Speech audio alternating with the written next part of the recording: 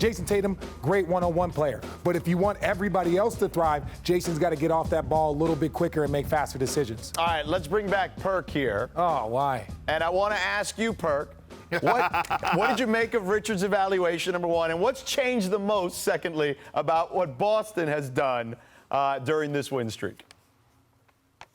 Well, RJ was on point like Rondo. Let me say that about everything he just broke down. For once, he was right, okay? And here he is, right?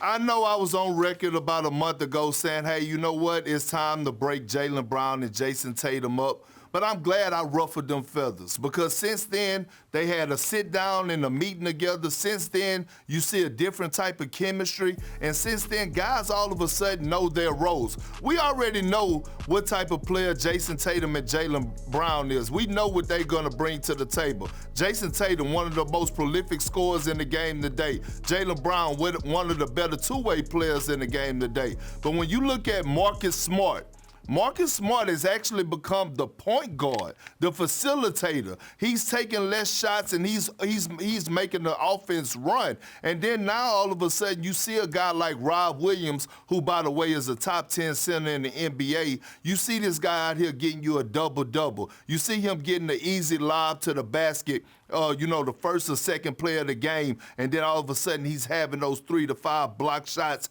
anchoring the defense. And I thought one key thing that the Celtics did was that at the trade deadline, they picked up Derek White.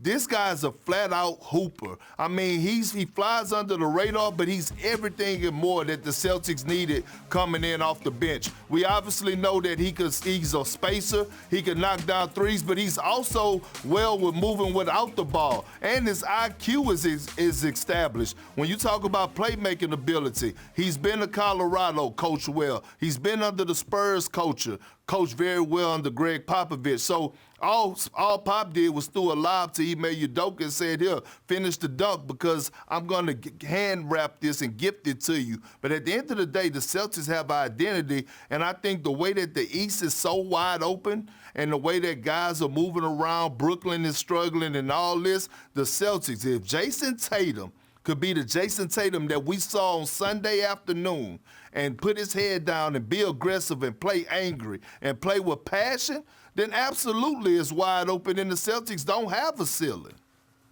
Okay, Perk, there is a lot to unpack there, mainly because you talk for the entire segment. Jeez, dude. Like, I understand that. I miss you, bro, but come sit next to me so I can look at you a little differently. You can't talk. Bro, I'm trying to help you out. You don't want our horse. I'm trying to help you out. I know, he's out there yelling at SoFi Stadium yesterday at the Super Bowl. Listen, man, sorry about my rants. Anyways, Perk is right, but one thing that I want to point out, but there's good and bad to this, depending on how you look at it. If we can pop up who they've played over this win streak, and the reason why I say this is good as bad is because we can look at other teams, right, that don't win these games, right? Obviously, the Nets have been struggling. The Magic aren't good. The Pistons aren't good. Heat are pretty good. Hornets are good. Pelicans, they've been up and down. Wait, did you just give the Hornets a good and the Heat only a pretty good? No, I'm saying they're the 1 seed. I'm just going. I'm going through the things. Like good, pretty good, like whatever. So my point is that if you look at this, they've done what they were supposed to do. They beat some of these teams. They should have beat the Heat at home. They should beat the Hornets at home. So if your most difficult teams that you're playing are at home, and then you're beating the teams you're supposed to on the road. So to Perk's point, they are starting to establish an identity. And when you establish identity, you start doing things consistently. And that's what they've been doing. They've been beating the teams they're supposed to beat, and they've been very, very competitive against the better teams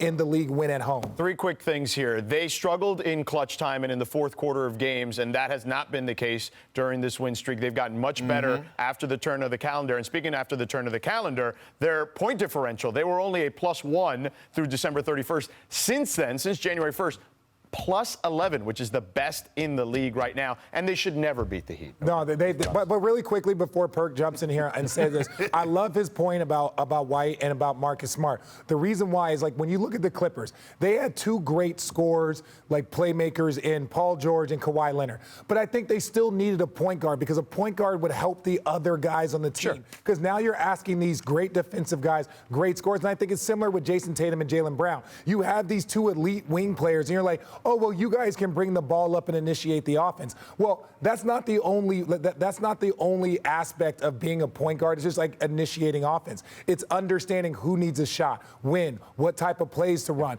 the feel for the game. And I think having White and Marcus Smart there will help them be able to kind of do that and allow Jason Tatum and Jaylen Brown to do what they do best. Yeah, and Perk alluded to it with his familiarity with the system, basically. Ime Udoka being someone who was on Pop's staff previously. Thanks for watching ESPN on YouTube. For live streaming, sports, and premium content, subscribe to ESPN+.